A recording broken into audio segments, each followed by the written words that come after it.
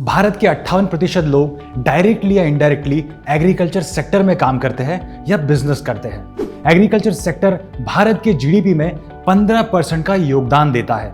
फिर भी किसान आत्महत्या क्यों करते हैं? नमस्कार, पैसा लाइव में मैं महानाम धबाले आपका स्वागत करता हूं और इस वीडियो में हम बात करेंगे एग्रीकल्चर सेक्टर पर। हम किसानों की समस्या और क्या हो सकता है इस बजट में समस्या का समाधान, इस पर भी बात करेंगे।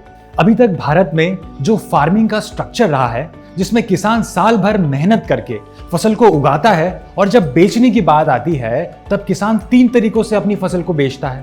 पहला किसी साहूकार के पास या लोकल मंडी में, दूसरा एपीएमसी में और तीसरा एमएसपी द्वारा। जो छोटा किसान होता है वो लोकल मार्केट में अपनी फसल को बेचना आसान समझता है और उसके लिए यह कारगर भी है। अब जो किसान एपीएमसी में जाकर अपनी फसल को बेचते हैं, यहाँ पर किसानों की फसल पर बीडिंग होती है। एपीएमसी बायर्स और सेलर्स के बीच में मिडलमैन की तरह काम करता है, लेकिन यहाँ पर जो डील होती है उसके ऊपर 6% का कमीशन लेता है डीलिंग एजेंट। फार्मर्स का एक्सप्लॉयटेशन तो तब शुरू होता है जब ये कमीशन एजेंट आपस में साठगांठ कर लेते हैं। फार्मर से फसल को कम कीमत पर खरीदते हैं और यह मार्केट में थर्ड पार्टी को ज्यादा भाव में बेच देते हैं और ऊपर की सारी मलाई खा जाते हैं। इसी वजह से सरकार ने एमएसपी को बनाया, यानी मिनिमम सपोर्ट प्राइस। आपको आपके फसल की मिनिमम सपोर्ट प्राइस इसमें मिलती है। हालांकि इसके फायदे और नुकसान दोनों हैं। भारत में जियोग्राफिकल डाइवर्सिटी बहुत ज्यादा है। किसी एक फसल की इनपुट लागत अगर महाराष्ट्र में 50,000 है तो वह उत्तर प्रदेश जैसे राज्य में उसकी लागत उससे ज्यादा हो सकती है या कम भी हो सकती है। इसीलिए एमएसपी भी किसान के लिए कारगर पर्याय नहीं है। इसके अलावा बाढ़ हो, नैसर्गिक आपदा हो, ये सब किसान की कमर तोड़ देते हैं और रही कसर बैंक से लिए हुए कर्ज पूरा कर देते हैं। ऐसे में इस साल के बजट से किसानों की काफी उम्मीदें हैं। आज का दौर मॉडर्न फार्मिंग का है।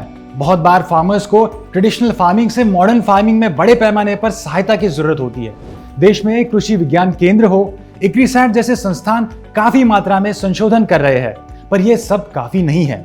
किसानों को डिमांड और सप्लाई को समझना बहुत जरूरी है। भारत में कोल्ड स्टोरेज और फूड स्टोरेज काफी पैमाने पर है। आम किसानों को सहूलियत देनी बहुत जरूरी है।